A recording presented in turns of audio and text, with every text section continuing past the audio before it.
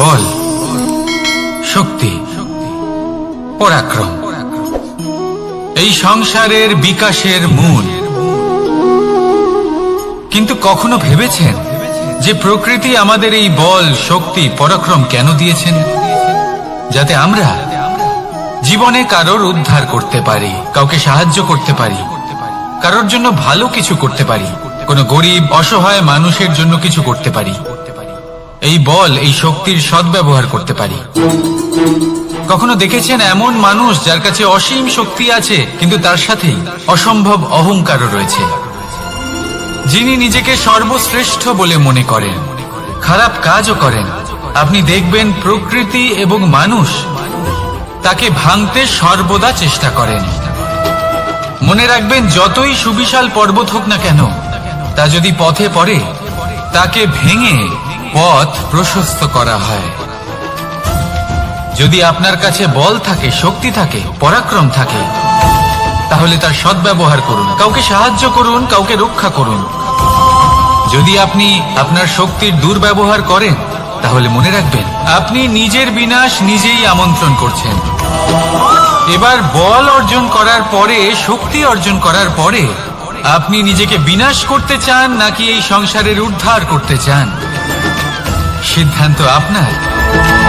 রাধা রাধা। মানুষ আর ধন, এই দুইয়ের মধ্যে সম্পর্ক খুব ঘনিষ্ঠ। ধন হলো সেই শক্তি যার ব্যবহার মানুষ করে থাকে সাংসারিক বস্তু ক্রয় করার জন্য, নিজের জীবন যাপন করার জন্য। আর মানুষ হলো সেই শক্তি যারা ধনকে গুরুত্বপূর্ণ করে তোলেন। এবার একটা কথা বলি, ব্যবহার করা উচিত ধনকে আর ভালোবাসা উচিত মানুষকে। এটা বেশিরভাগ মানুষই বোঝেন না। মানুষ এখানেই সব থেকে বড় ভুল করে বসেন। তারা ভালোবাসেন ধনকে আর ব্যবহার করেন মানুষকে। এ হলো অনুচিত। দেখুন, আপনি একটা সূচের দ্বারা যুদ্ধ করতে পারবেন না, আর কোনো তলোয়ার দ্বারা বস্ত্র সেলাই করতে পারবেন না, তাই না? কোনটা কিসের জন্য হয় সেটা বোঝা অত্যন্ত জরুরি। আপনিও সঠিক দিকে অগ্রসর হন। মানুষকে ভালোবাসুন আর ধনকে ব্যবহার করুন। যদি আপনি মানুষকে ব্যবহার করেন, তাহলে আপনি ভালোবেসে ফেলবেন ধনকে, আর এই ভালোবাসা ধীরে ধীরে পরিণত হবে লোভে, আর ধীরে ধীরে এটা আপনাকে বিনাশ করে দেবে। তাহলে সমস্ত মানুষকে ভালোবাসুন আর এইভাবে ভালোবেসে বলুন, রাধা রাধা। সাফল্য কে না চান? সাফল্য লাভ করার, শিখরে পৌঁছানোর আলাদাই একটা আনন্দ রয়েছে। আর আপনজনদেরও কে না চান? প্রত্যেক মানুষ চান যেন জীবনে তার কোনো আপনজন থাকে, যারা সবসময় তাদের সাথে থাকবে, কারণ আপনজনের সাথেই তো সাফল্যের আনন্দ সব থেকে বেশি পাওয়া যায়। কিন্তু আসলে কি হয়, অনেক সময় সাফল্যের খোঁজে সেই পথে চলতে চলতে আমরা আপনদের থেকে দূরে চলে যাই। না চাইতেও দূরে চলে যেতে হয়, ওনাদের সাথে সময় কাটাতে পারি না। আর আমরা ভুলে যাই যে সাফল্যের আসল আনন্দ আপনজনদের সাথেই পাওয়া যায়। সফল হওয়ার পরে আপনদের সাথে দেখা হলে তাদের চোখে আমাদের জন্য যে আবেগ থাকে, যে সম্মান, যে প্রেম থাকে, সেটাই হলো আসল পুরস্কার।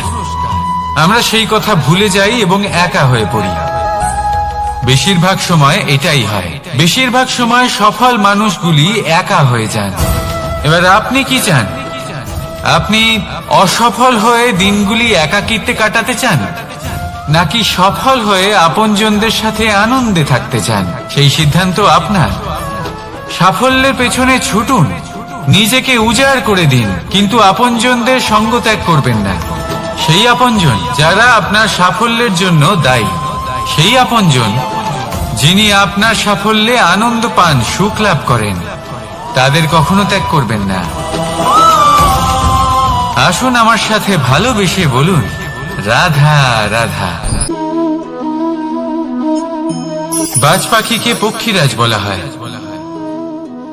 বাজের আয়ু হলো মোটামুটি 70 বছর। এবার 40 বছর হতে হতেই ওদের পালক লম্বা এবং ভঙ্গুর হয়ে যেতে থাকে, ঠোঁট বেঁকে যায়, ডানা ভারী হয়ে যায়, অর্থাৎ আগের মতো উঠতে পারে না, সেই শক্তি থাকে না। এবার সেই বাজ কি করবে? বাজ সব থেকে কঠিন নির্বাচন করে, নির্বাচন নিজের পুনর্স্থাপনা।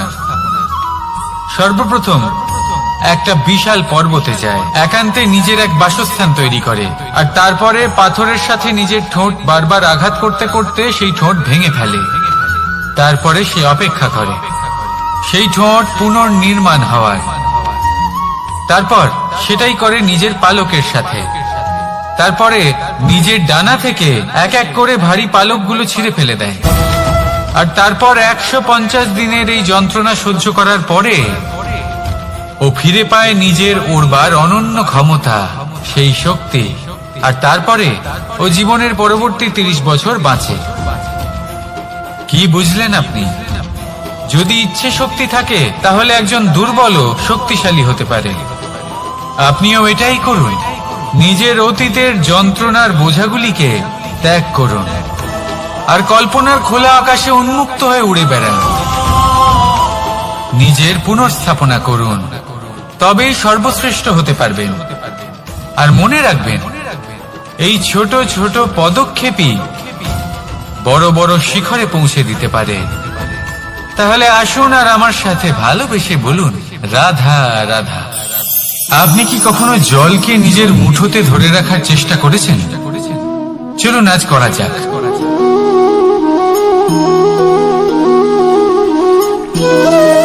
যদি আপনি নিজের মুঠো জোরে বন্ধ করেন, জল ধরে রাখতে পারবেন না। যদি আপনি তাকে এমনি বইতে দেন, তাহলে ও নিজের পথ নিজেই করে নেবে আর আপনার হাতেও থেকে যাবে। আমাদের জীবনও হলো কিছুটা এরকম, জলের মতো। নিজের পথ নিজেই করে নেয় এই জীবন। প্রত্যেক সমস্যার সমাধান নিজেই করে নেয় এই জীবন। তাই জীবনে যখন কোনো পরিস্থিতি আমাদের প্রতিকূল হয়ে থাকে, কিছুই হয়তো আমরা বুঝতে পারছি না, কিছুই যখন বসে থাকে না, তখন আমরা হতাশ হয়ে পড়ি, নিরাশ হয়ে পড়ি। আর এটাই করা উচিত নয়। শান্ত মনে দেখতে হবে যে এই জীবনে আসলে কি ঘটে চলেছে। কষ্ট সবাই ভোগ করেন। কষ্ট পেলে কেউ রেগে যান, রেগে গিয়ে পরাক্রম দেখান। এটাই তো করা উচিত নয়। শান্ত মনে সেটাই করতে হবে যা জীবন আমাদের শেখাতে চাইছে। জীবন আমাদের সব শিখিয়ে দেবে, শুধু মনে রাখবেন কখন প্রয়াস করতে হবে আর কখন আমাদের প্রতীক্ষা করতে হবে, সেটা আগে আপনাকে বুঝতে হবে। তাহলে আসুন আমার সাথে ভালোবেসে বলুন, রাধা রাধা। ভগবান আর ভক্ত যখন এক আকার হয়ে যায়, যখন ভক্ত তার ভগবানের প্রতি এবং নিজের জীবনের উদ্দেশ্যের প্রতি সম্পূর্ণরূপে সমর্পিত হয়, তখন জন্ম নেয় ভক্তি। এই সংসারের সমস্ত আশা হয়তো আপনার সঙ্গ ত্যাগ করে দিতে পারে, তখনও ভক্তি সাথে থাকবে। ভক্ত আর ভগবান যখন এক আকার হয়ে যায়, তাদের মধ্যে কোনো পার্থক্য থাকে না। তারা এক হয়ে যায়, এক ব্যক্তিত্ব, এক অস্তিত্ব।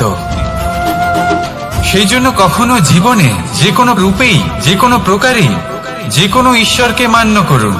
মনের মধ্যে শ্রদ্ধা ভাব জাগ্রত করুন, মনে ভক্তি ভাব জাগ্রত করুন। এই সমগ্র সংসারে সব কিছু আপনাকে ছেড়ে চলে গেলেও তখনও এই ভক্তি শুধুমাত্র আপনার উত্থান ঘটাবে।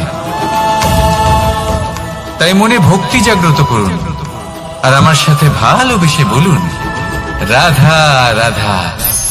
শব্দই হলো শূন্য, শব্দই হলো আরম্ভ, শব্দই হলো অন্ত, শব্দই হলো অমর, শব্দই হলো ব্রহ্ম।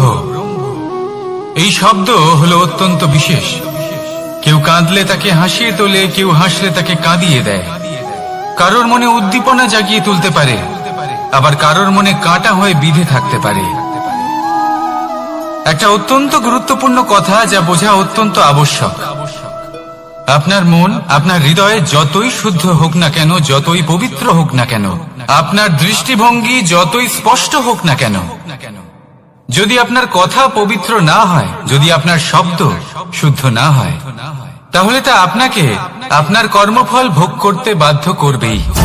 একটা সহজ উদাহরণ দিই, আপনার জীবনে এমন কেউ অবশ্যই থাকবেন যাকে আপনি পছন্দ করেন না, যিনি হয়তো অধর্মী মানুষ, যিনি হয়তো দুর্বুদ্ধি সম্পন্ন মানুষ, কিন্তু তার জন্য অপশব্দ প্রয়োগ করলে তার মধ্যে কোনো পরিবর্তন আসবে না, তার মানসিকতা বদলাবে না, শুধু মনে প্রতিশোধ স্পৃহা জেগে উঠবে, মনে হিংসা জাগবে, আর কিচ্ছু নয়। সেই জন্য নিজের শব্দকে নিয়ন্ত্রণ করুন, নিজের কথা সংযত করুন।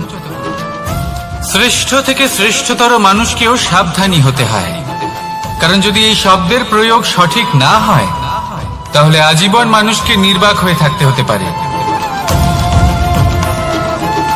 তাহলে নিজের শব্দ নিয়ন্ত্রিত রাখুন, নিজের কথাকে শুভ করুন, এতে প্রেমবোধ জাগিয়ে তুলুন, আর সেই প্রেমবোধ নিয়েই বলুন রাধা রাধা।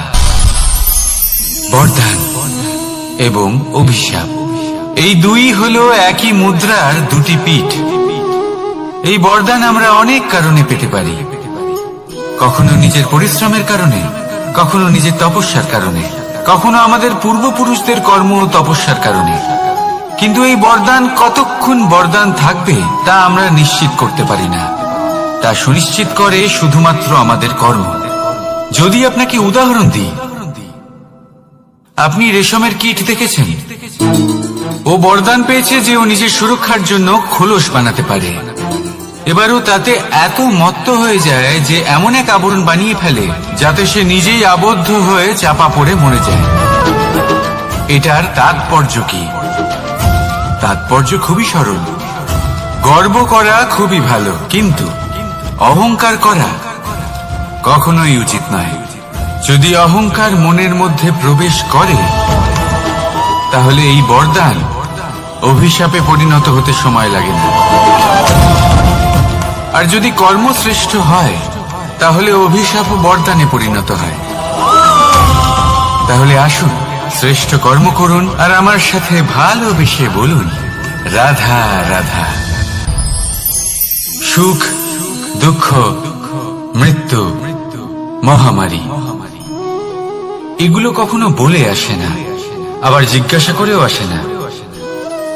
এমনই হয় দ্রুত ক্রীড়ার এই খেলায়,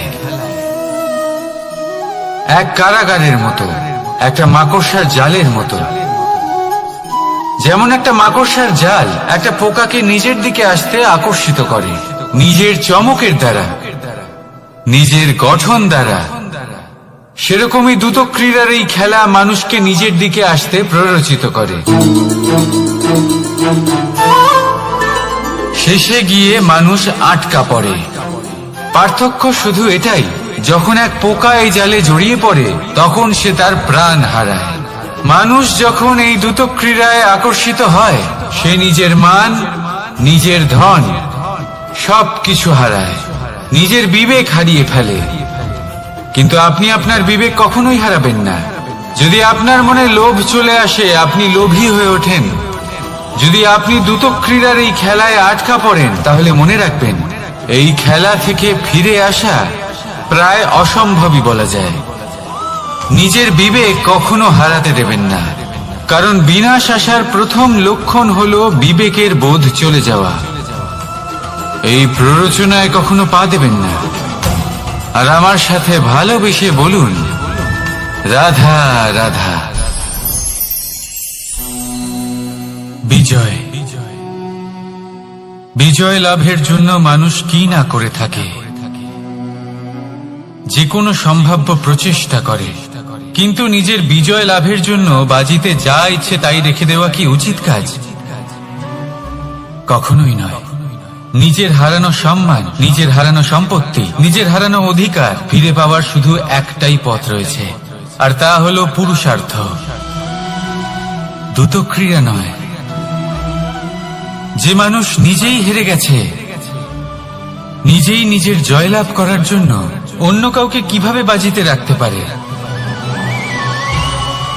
এ হলো সম্পূর্ণরূপে অনুচিত, অনেক সময় অনেক ধন লাভ করার জন্য, অনেক সম্পত্তি লাভ করার জন্য আমরা নিজের আসল ধন, আমাদের আপনজন, তাদেরকে হারিয়ে ফেলতেও প্রস্তুত হয়ে যাই। এটা একেবারেই উচিত নয়।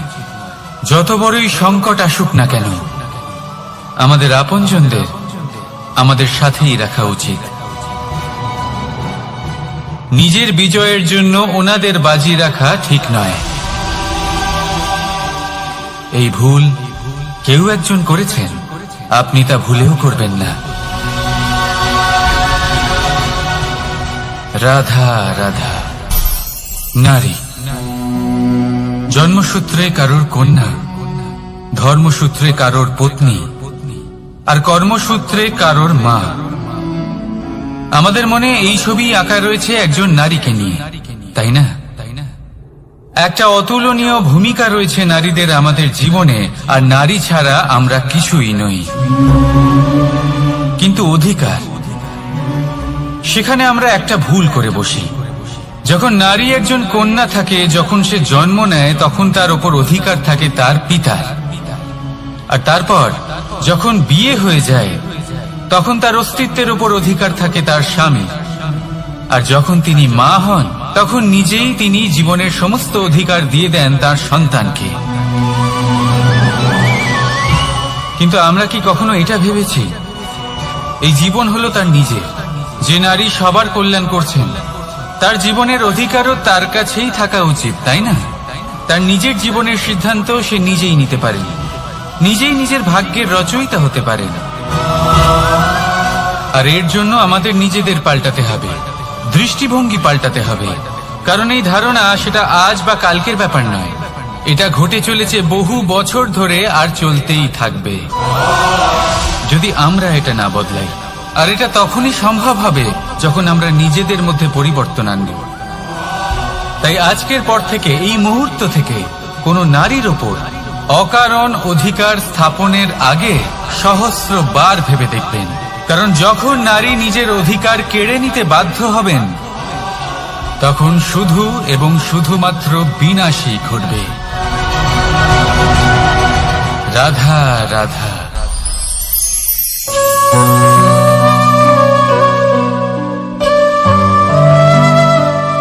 নারী, পুরুষরা যাকে নাম দিয়েছেন ত্রিয়া, কেন দিয়েছেন, কে দিয়েছেন, কেউ তা জানে না। কথায় আছে, পুরুষরা ভাবেন যে ত্রিয়া, ভাবেন একরকম, বলেন অন্য কিছু, আর করেন অন্য কিছুই। কিন্তু সত্যিটা কি এটাই? আসল সত্যি হলো এটাই যে ত্রিয়া হলো সেই চরিত্রহীন পুরুষ, আর কেউ নয়। সেই পুরুষ যারা নারীকে বলেন যে আপনি হলেন মা, আপনি হলেন দেবী, আপনি হলেন বোন। আর ভাবেন কি? ভাবেন যে এই নারী হলো আমাদের পায়ের ধুলো, আর কিচ্ছু নয়। আর কি করেন?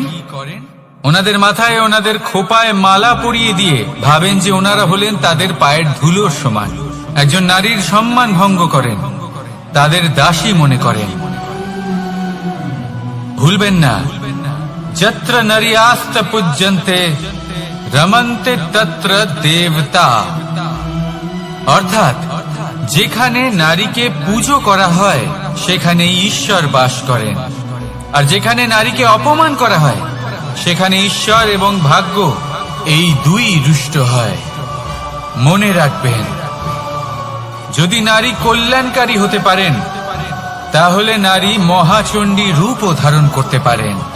যদি একজন নারী মাতা হয়ে জন্মদান করতে পারেন, তাহলে নারী মৃত্যু হয়ে বিনাশও করতে পারেন। যেখানে নারী অপমানিত হবেন, সেখানে মহান ভারতও মহাভারতের পথে অগ্রসর হতে পারে। তাই মনে রাখবেন, নারীর অপমান যেন কখনোই না ঘটে। আর যদি কোথাও নারীর অপমান হয়, তার অর্থ হলো আপনার বিনাশ আপনার দিকেই আসছে। আর এটা হলো তার প্রথম পদক্ষেপের প্রথম পদধ্বনি। রাধা রাধা। যদি সন্তান কোনো দুষ্কর্ম করে তাহলে সেই অপরাধ শুধু কি সেই সন্তানের?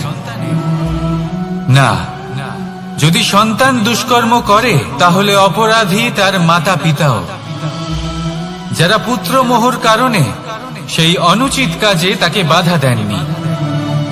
অপরাধী হলেন তার পিতামহ, যিনি নিজের কর্তব্যবোধের কারণে নিজের পরিবারের যত্ন নেননি, যিনি সন্তানকে কখনো শাস্তি দেননি। অপরাধী হলেন তার সেই গুরুও, যিনি নিজের শিষ্যের সেই দুষ্কর্ম দেখেও তাকে প্রতিহত করতে পারেননি। একজন হবু রাজার কর্তব্য হলো নিজের প্রজার কাছে সে যেন এক উদাহরণ প্রস্তুত করতে পারে, কিন্তু যদি এত অনুচিত উদাহরণ প্রস্তুত হয়ে থাকে তাহলে মা বাবার, বাড়ির বয়োজ্যেষ্ঠদের কর্তব্য হলো ওনারা যেন সেটা সেখানেই থামায়, হয় ভালোবেসে নয়তো শাস্তি দিয়ে। যদি না থামানো হয় তাহলে মহাভারত অবশ্যম্ভাবী। অনেক ব্যক্তির মনে একটা প্রশ্ন জাগে আমাকে আর রাধাকে নিয়ে। বলেন যে না আমি আর রাধা একসাথে থাকি, না আমাদের বিয়ে হয়েছে, আমি এখানে দ্বারকাতে ও ওখানে বর্ষণাতে, তাও এত ভালোবাসা কি করে? এ কেমন সম্পর্ক? আমি তাদের একটা সহজ কথা বলতে চাই। আপনি কখনো আয়নার দিকে দেখেছেন? নিজের দুই চোখের দিকে তাকিয়ে জিজ্ঞাসা করুন, এই দুই চোখ একসাথে কেন বন্ধ হয়, একসাথে কেন খোলে, একসাথে কেন ঘুমোয়, একসাথে কেন কাঁদে? আজীবন কোনো এক মানুষের সাথে সম্পর্ক রাখা অবশ্যই সম্ভব, তাদের সাথে দেখা না করে। আমার আর রাধার ভালোবাসাও কিছুটা এরকমই, আর কিছুটা এরকমই হয় ভালোবাসা দুই নয়নের মতো, যারা কখনোই মিলিত হবে না কিন্তু চিরকালের জন্য একসাথে জুড়ে থাকবে। এই অনুভূতি নিঃস্বার্থ হয়, আর এই নিঃস্বার্থ ভালোবাসা আপনাকে আনন্দের পথে অগ্রসর করে। জীবনে সবসময় নিঃস্বার্থভাবে ভালোবাসুন, শুধুমাত্র আনন্দই পাবেন। তাহলে আসুন আমার সাথে নিঃস্বার্থভাবে ভালোবেসে বলুন, রাধা রাধা। মানুষ, কোন ব্যক্তির নির্মাণ হয় কিভাবে?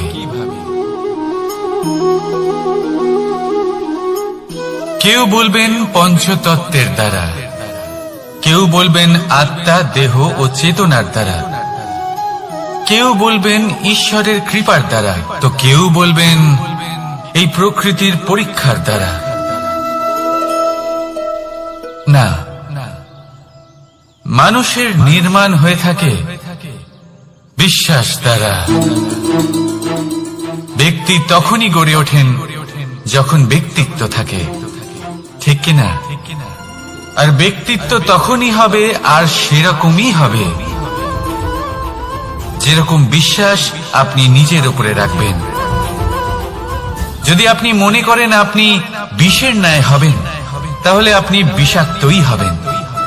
যদি আপনি এটা মনে করেন যে আপনি অমৃতের ন্যায় হবেন তাহলে আপনি অমরই হয়ে যাবেন। যদি আপনি নিজের উপরে বিশ্বাস রাখেন যে আপনি সংসারের সব থেকে উঁচু পর্বতের শিখরে পৌঁছতে পারবেন তাহলে আপনি অবশ্যই পৌঁছবেন। যদি আপনার এরকম মনে হয় যে আপনি এরকম কখনো করতে পারবেন না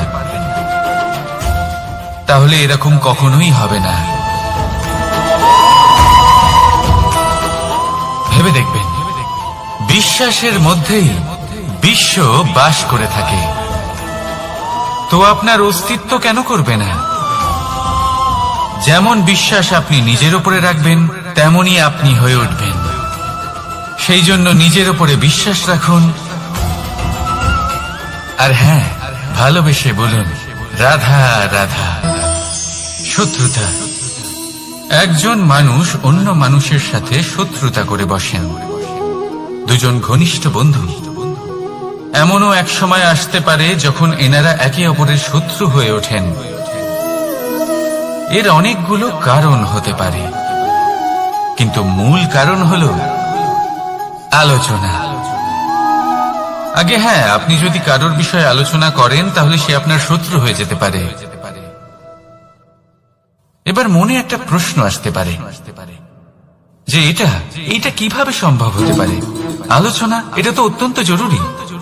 যদি আমি নিজের বন্ধুর খারাপ কাজের বিষয়ে আলোচনাই না করি তাহলে সে শুধরবে কি করে? এ কথা সত্যি যে আলোচনা আবশ্যক, কিন্তু তার থেকেও বেশি গুরুত্বপূর্ণ এবং আবশ্যক হলো আপনার এই সিদ্ধান্ত এটাই যে আপনার এই আলোচনা কোন স্থানে করবেন। যদি এটা সবার সামনে করবেন ভাবেন তাহলে তা অপমানও হয়ে যেতে পারে। যদি এটা আলাদাভাবে করেন তাহলে তা পরামর্শ হয়ে যায়। অপমান কেউ স্বীকার করতে পারেন না, কিন্তু পরামর্শ সকলের ভালো লাগে। তাহলে যদি আপন কারোর জন্য ভালো কিছু চান, কাউকে শুধরে দিতে চান, আর আপনার মনে হয় আলোচনা আবশ্যক, তাহলে সর্বপ্রথম সময়, পরিস্থিতি আর স্থানের কথা মনে রাখবেন, নয়তো এই আলোচনা আপনাকে খুব ভোগাতে পারে। তাহলে আসুন আমার সাথে ভালোবেসে বলুন, রাধা রাধা। আপনার জীবনেও কি সমস্যা রয়েছে? অবশ্যই থাকবে। প্রত্যেকের জীবনেই সমস্যা থাকে। প্রত্যেক মানুষ জিজ্ঞাসাও করেন যে এই সমস্যা আসলে কি আর কেন আসে জীবনে। আপনাকে একটা কথা বলে দিই যে সমস্যা আসলে সেটা নয় যা আপনার পথে বাধা সৃষ্টি করে, বরং সমস্যা হলো সেটাই যেটা আপনি তখন দেখতে পান যখন আপনার একাগ্রতা আপনার পথ থেকে, আপনার লক্ষ্য থেকে সরে যেতে থাকে। আর এই সমস্যাগুলি দূর করার জন্য, এর সমাধান করার জন্য একটাই পথ আছে, নিজের সমস্ত ভাবনা আরো একবার একাগ্র করুন নিজের পথের দিকে, নিজের লক্ষ্যের দিকে। আপনার সমস্ত ভাবনা যদি কেন্দ্রীভূত হয় নিজের লক্ষ্যে, তাহলে এই সমস্যা দূরে থাকবে। যদি এরকম না হয়, যদি আপনার মন একটু অন্যদিকে চলে যায়, তাহলে এই সমস্ত সমস্যা আবার সামনে চলে আসে আর বাড়তেও থাকে। দেখুন, যেখানে আপনার লক্ষ্য রয়েছে, বান যদি সেখানেই চালাতে হয়, তাহলে দৃষ্টি তো সেদিকেই রাখতে হবে। তবেই তো আপনি সেই লক্ষ্য ভেদ করতে পারবেন। সেই জন্য মনে রাখবেন, সর্বদা লক্ষ্য রাখবেন নিজের পথে, সেই পথেই সামনে এগোতে থাকুন নিজের লক্ষ্যের দিকে। আপনি যত সামনে এগোতে থাকবেন এই সমস্যা তত পিছিয়ে যাবে। তাহলে আসুন আমার সাথে ভালোবেসে বলুন, রাধা রাধা। এই পাখিরা সত্যি খুব সুন্দর, আমার খুব ভালো লাগে। আপনি নিশ্চয়ই শুনে থাকবেন যে কিছু পাখির কাছে ডানা অবশ্যই থাকে, কিন্তু উড়তে পারে না। তারা চায় উঁচু আকাশে উড়ে বেড়াতে এবং মেঘেদের সাথে কথা বলতে, করতেই পারে না। এবার এই সংসারেও পাওয়া যায় ঘুড়িও।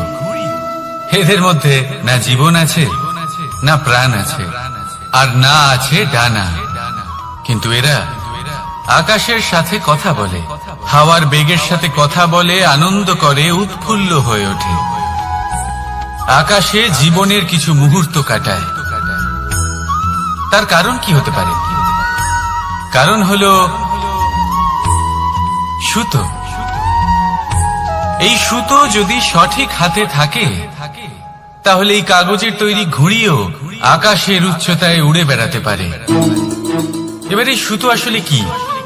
এই সুতো হলো আসলে ভালোবাসা। এই সুতো হলো আসলে বিশ্বাসের। আর এটা আপনি দিয়ে থাকেন তাদের হাতে যাদের আপনি বিশ্বাস করেন, যাদের আপনি নিজের সর্বস্ব দিয়ে দেন। ভেবে দেখুন, এই ভালোবাসা আর বিশ্বাসের সুতো আপনি যদি সঠিক মানুষের হাতে দিয়ে দেন, তাহলে আপনি অনেক উচ্চতায় উঠতে পারবেন, আকাশের উচ্চতায় উড়ে বেড়াতে পারবেন, মেঘের সাথে কথা বলতে পারবেন, পাখিদের মতো উঠতে পারবেন, যা ইচ্ছে তাই করতে পারবেন। শুধু এই মানুষ সঠিক হতে হবে, এমন একজন মানুষ যার মনে আপনার জন্য ভালোবাসা রয়েছে, এমন এক মানুষ যার মনে কোনো স্বার্থ নেই, যিনি পরোপকারী, এমন একজন ব্যক্তি যিনি আপনার অস্তিত্বকে বাইরে নিয়ে আসতে পারবেন, তাকে উজ্জ্বল করে তুলবেন। তাহলে ভালোবাসুন, আনন্দ করতে থাকুন, আর এই আনন্দ সহকারে বলুন রাধা রাধা। আমরা সকলে এমন ব্যক্তির সাথে থাকতে চাই যারা খুব মিষ্টি কথা বলেন, যাদের ব্যবহার আমাদের ভালো লাগে, যারা দেখতে সুন্দর হন, যাদের আমরা পছন্দ করি। আর সব সময় এমন ব্যক্তির থেকে দূরে থাকতে চেষ্টা করি যাদেরকে আমরা পছন্দ করি না, যাদের কথা আমাদের খারাপ লাগে, যাদের কথা একটু কঠোর হয়। আমরা সব সময় চেষ্টা করি এদের থেকে দূরে থাকার, ঠিক কিনা? কিন্তু যদি বাস্তবটা দেখি, তাহলে এই কঠোরতা জীবনে শান্তির প্রলেপ দেয়। ওষুধও একটু কড়াই হয়, কিন্তু এ কি করে? আমাদের সুস্থ করে তোলে। ঠিক সেইভাবেই ভালোবাসার এই অধ্যায় একটু কঠিন, একটু কড়াও মনে হতে পারে, কিন্তু এর ফল সবসময় আপনাদের স্বাস্থ্যের পক্ষে ভালোই হয়। সেই জন্য যদি কেউ আপনার নিন্দে করে, আপনাকে কড়া কথা শোনায়, আপনার ব্যাপারে আলোচনা করে, তার মানে এটা নয় যে সে আপনার শত্রু। হতে পারে তিনি আপনার বন্ধু হন, আপনার জন্য ভালো চান, আপনাকে শুধরে নিতে চান, আপনার মধ্যে কোনো পরিবর্তন দেখতে চান। সেই জন্য কখনো কারোর কথা শুনে বা কাউকে দেখে প্রাথমিকভাবে এই সিদ্ধান্ত নেবেন না যে তিনি আপনার শত্রু হন নাকি আপনার বন্ধু হন। এমনও শত্রু হয়ে থাকেন যে গুড়ের মতো মিষ্টি মিষ্টি কথা বলে আসলে আপনাকে বিষ পান করিয়ে দেবেন, আর এমনও বন্ধু থাকেন যারা আসলে নিমের মতো কড়া কথা বলেন কিন্তু আপনাকে অমৃত পান করান। এদের মধ্যে পার্থক্য করতে জানতে হবে, কে আসলে শত্রু হন আবার কে আসলে মিত্র হন। এই পার্থক্য যখন আপনি করতে শিখবেন, তখন আপনি এই সংসারের সব থেকে সুখী প্রাণী হয়ে উঠবেন। এই পার্থক্য বোঝা সহজ নয়, কিন্তু অবশ্যই আবশ্যক। রাধা রাধা। অসুখ। এমন কোন মানুষ আছেন এই সংসারে যার অসুখ করে না? প্রত্যেক মানুষ কখনো না কখনো অবশ্যই অসুস্থ হয়েছে, তার এই শরীর রোগের শিকার অবশ্যই হয়েছে। এবারে দেখুন, এই রোগ আসে, আবার এই রোগ চলেও যায়, কিন্তু সেই রোগ আমাদের কষ্ট দিতে কেন সক্ষম হয়? কারণ হলো স্বচ্ছতা। যদি এই স্বচ্ছতা শরীরে না থাকে, তাহলে মানুষকে শারীরিক কষ্ট পেতেই হবে। ঠিক সেইভাবেই অত্যন্ত প্রয়োজনীয় হলো এই স্বচ্ছতা যেন মনেও থাকে। যদি এই স্বচ্ছতা মনে না থাকে, তাহলে মানুষ চারিত্রিকভাবে কষ্ট সহ্য করেন। এবারে নিবারণ কি হতে পারে? বড়ই সহজ এর উপশম। যদি রোগ শরীরে হয়, তাহলে সর্বপ্রথম স্বচ্ছতা বজায় রাখতে শিখুন, এই শরীরকে পরিষ্কার রাখতে শিখুন। বিচক্ষণতার সাথে এই রোগের সম্মুখীন হন, ভয় পাওয়ার কোনো দরকার নেই। ব্যায়াম করতে থাকুন, সব ঠিক হয়ে যাবে। সেইভাবেই যদি এই অসুখ মনে হয়, তাহলে কি করা যায়? সর্বপ্রথম তার আধারের উপরে নজর দিন। আপনার এই আধারই হলো আপনার আহার। যা আপনি আহার করবেন সেরকমই মানুষ হয়ে উঠবেন, সেইভাবেই আপনি যেরকম ভাবেন সেরকমই মানুষ হয়ে উঠবেন। সেই জন্য নিজের ভাবনাকে শুভ করুন, নিজের দৃষ্টিভঙ্গিকে শুভ করে তুলুন, সবকিছু সঠিক হবে। আপনার আমার সবার মধ্যেই এক রাক্ষস বাস করে, তার সম্মুখীন হন, তাকে পরাস্ত করুন। তাহলে এই রোগ সে শরীরেই হোক বা মনের মধ্যে, যদি সঠিক সময় তাকে আটকানো না যায়, তাহলে যে কোনো সময় তা মহামারীর রূপ ধারণ করবে। সেই জন্য সাবধানে থাকুন, সুস্থ থাকুন। তাহলে আসুন আমার সাথে ভালোবেসে বলুন রাধা রাধা। বল, শক্তি, পরাক্রম এই সংসারের বিকাশের মূল। কিন্তু কখনো ভেবেছেন যে প্রকৃতি আমাদের এই বল, শক্তি, পরাক্রম কেন দিয়েছেন? যাতে আমরা জীবনে কারোর উদ্ধার করতে পারি, কাউকে সাহায্য করতে পারি, কারোর জন্য ভালো কিছু করতে পারি, কোনো গরিব অসহায় মানুষের জন্য কিছু করতে পারি। এই বল, এই শক্তির সদ্ব্যবহার করতে পারি।